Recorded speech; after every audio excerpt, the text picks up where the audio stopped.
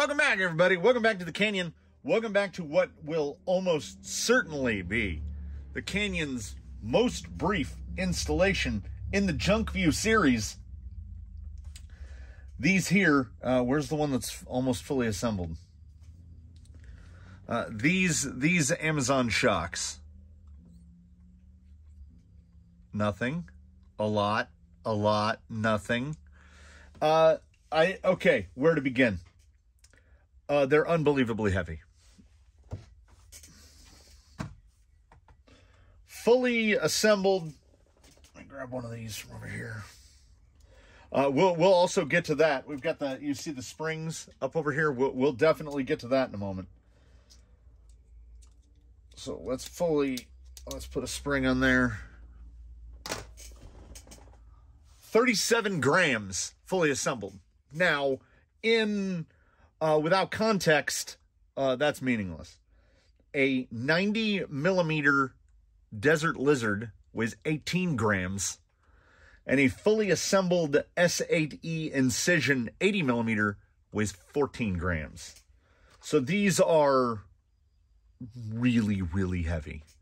The springs are 15 millimeter ID and 17 millimeter OD, which means they are unnecessarily oversized.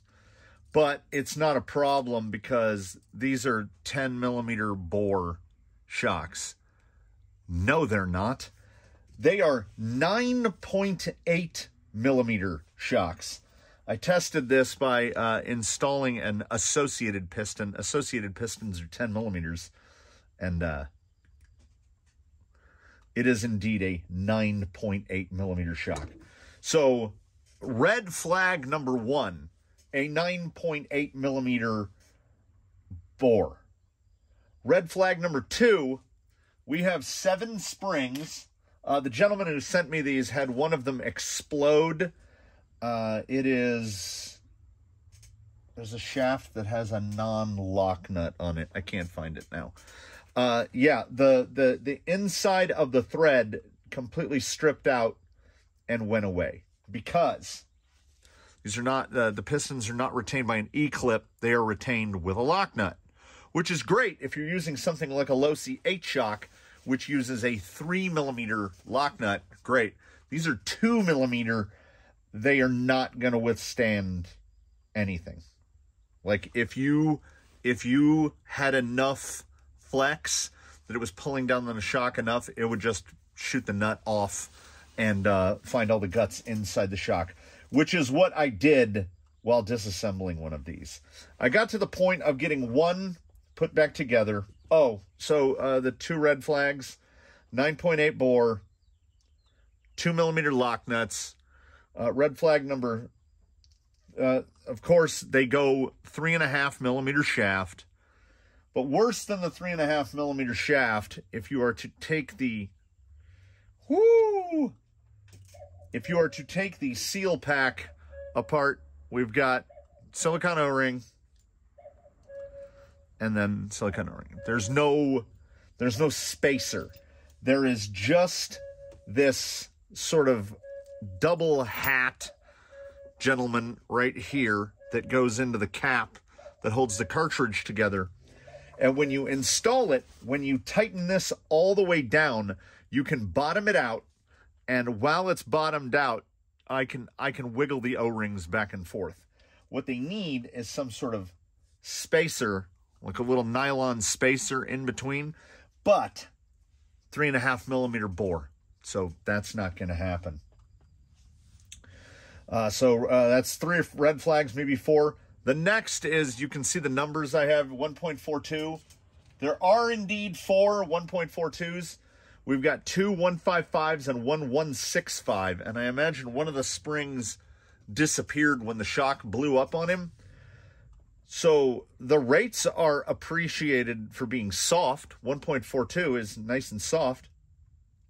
But then the other had either a pair of 155s and a pair of 165s, or 3 of one and 1 of the other. Who knows? So we got all different shock rates. They are reservoir shocks, and it is a functional reservoir. There's a pass-through hole at the top, and then you have a full reservoir.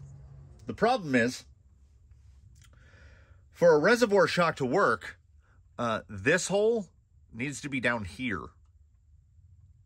Because what you do, and honestly, the quality of these shocks is such that it doesn't make me want to waste any more oil than I've already poured into this one.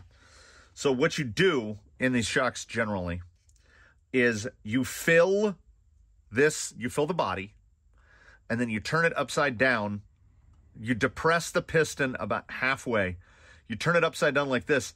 You fill this part of the reservoir, and you just kind of pull back, pull back, pull back, pull back, and then you can get it basically full to where no more oil will go in. Then you fill the reservoir with oil, and then you kind of, mate them together and screw them together.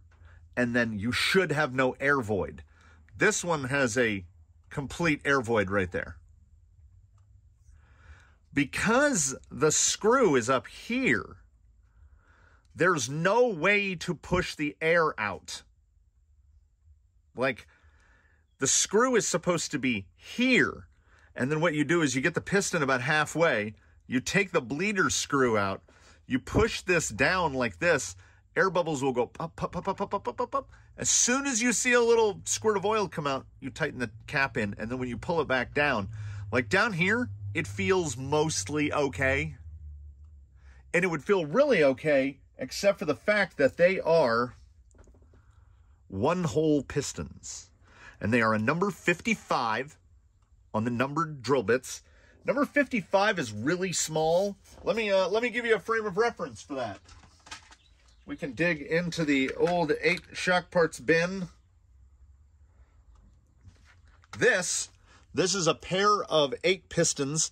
These are number 54s. I don't think I can make the number. There it is, number 54. And what that 54 matches up with, it is a number 54 numbered drill bit. On a full stack, you've got 54, 55, and 56. So that's the numeric. So these are 55s, so they'd be right in the middle like this, but just one hole. So you would have to use a very lightweight oil, okay? These have 50 weight in them, and let's see if we can get this to focus. Can you see a little bit right there? So what we'll do is we'll clean it off. Looks pretty clean. And then we'll go. Also, the machining is such that there was like no cleanup done between the machining and the anodization. The anodization is a very uneven. See the dot right there? This piece was probably facing down like that.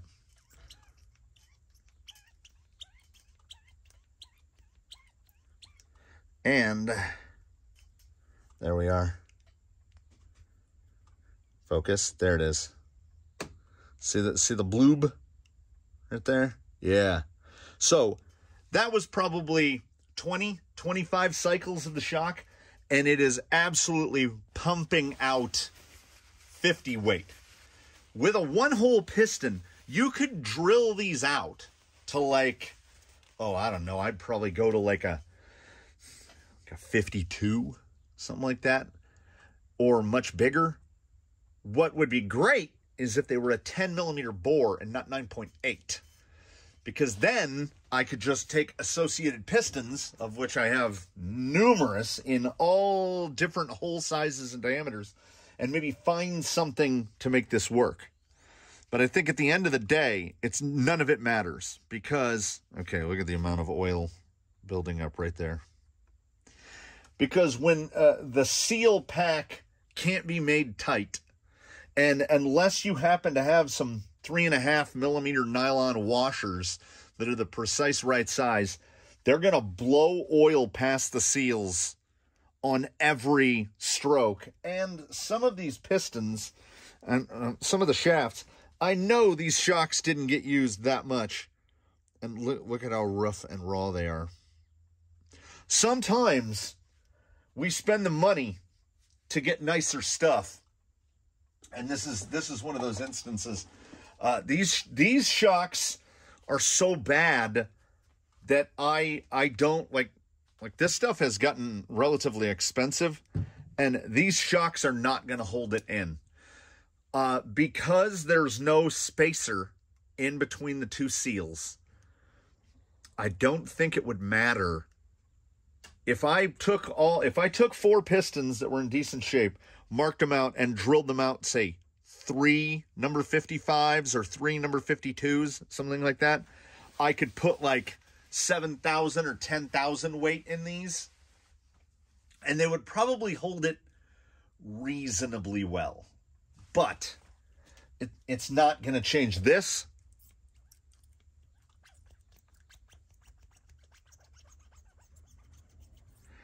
There's so much play, like there's even more oil out than before.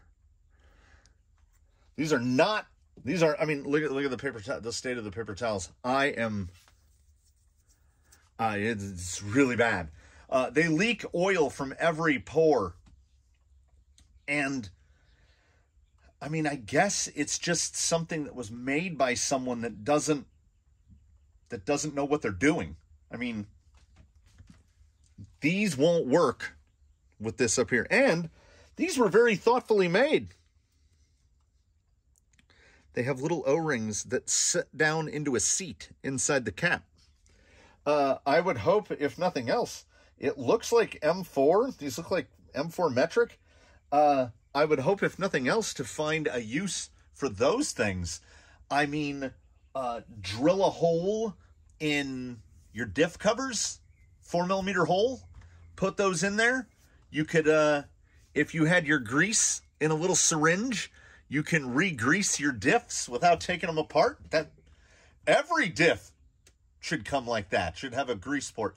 Hey, manufacturers, start putting grease ports on your diff covers or on your third members. Right up like where the bearing is. Just give us a little spot to unscrew a cap and shoot some oil in. Wouldn't that be nice? That'd be pretty nice. These are not nice. There are too many issues. We also have, because we have the 3.5mm shaft, we have it reduced down for the threads to thread the bottom on. And I am a person that firmly believes that metal on metal on metal is a bad idea. Like, these are okay now. They have a reasonable amount of play into them, and you have brass into aluminum and then steel inside the brass. Well, if this isn't the size pivot ball that you need, too bad, because you cannot change them. They are all swaged together. And when they were pre-assembled, the way they assembled them, it is such on this one, that discoloration down there, that is thread lock. So they thread lock the living hell out of these to get them on. And then, of course, that thread lock will get up towards that seal, because when they collapse, I mean, they do go pretty much all the way in. They won't like that. You need multiple wrenches to get them to put together, and still, okay, I assembled this, I wiped it down, I brake cleaned it, I wiped it down again. I am absolutely slathered in the bag that they came out of. It's just, oh, there it is. These do not hold oil. Do not recommend. Here's the deal, everybody. $50 is the number. If you're looking to replace your shocks for whatever reason, say your RTR came with like all plastic whatevers, or they need clips to adjust the spring head or whatever, and you just want to go to another shock, that's fine. We love to buy things whether we need them. It's more about the wants than the needs. Expect to spend at least $50. Get a set of GTS. Get a set of Desert Lizards, which can be made to work really well if you do a little tweaking and a little tuning on them. I would say GTS are probably the best buy out there. You go a little more expensive, you can get Traxxas 2660s or even Traxxas Ultras. That will actually get you under $50, but you're going to have no adjustability, you can't use the small springs, etc., etc. 2660s are probably your best buy in the, or GTS at that around $50 price point. And it's going to go up from there. You cannot get away with this. There's no reason. These are not, they're not phenomenally good, the Incision S8E.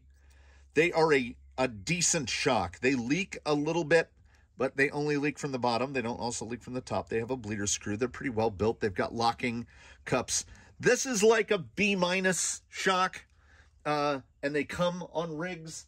But I would rather, I'd take a Trex's GTS. The drawback to a GTS is you can only get them in 90 millimeter, right? And those you can get in 80s or 100s or whatever you need.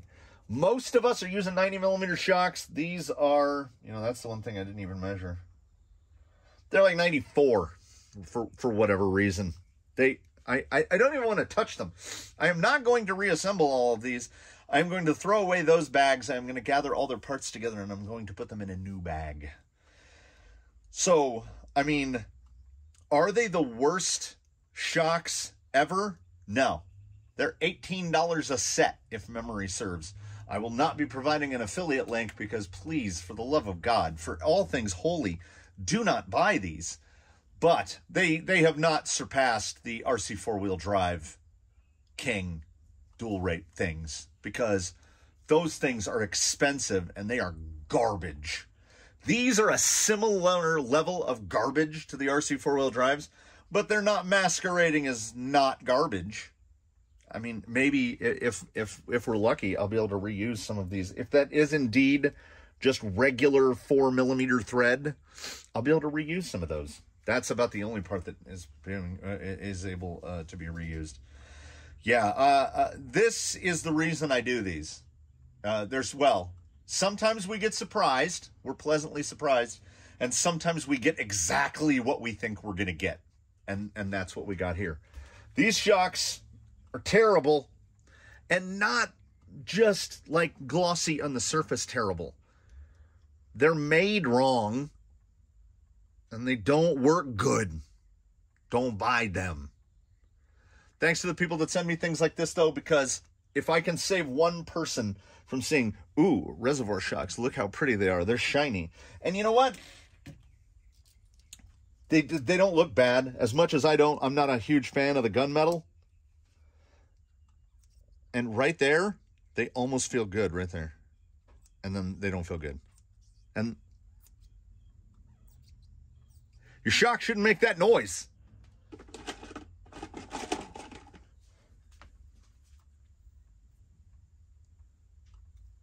Your shock should make no noise. Thanks, everybody. Thanks for coming in for another Junk View. It took me a while to steel myself to get ready to do this, and I was like, I can get 4 of them built. We can throw them on baseline. We can take them out there and test. There's no point. There's really no point. The amount of work it would take to get these drivable, and they would still leak like sieves. So the junk remains junk. Thanks for watching, everybody. Please do comment below. Like if you liked it, subscribe if you haven't, considered channel membership. Consider sending me your garbage. I do love testing it. It's a junk view. And at the end of the day, truly, truly junk. We'll catch you in the next one, everybody.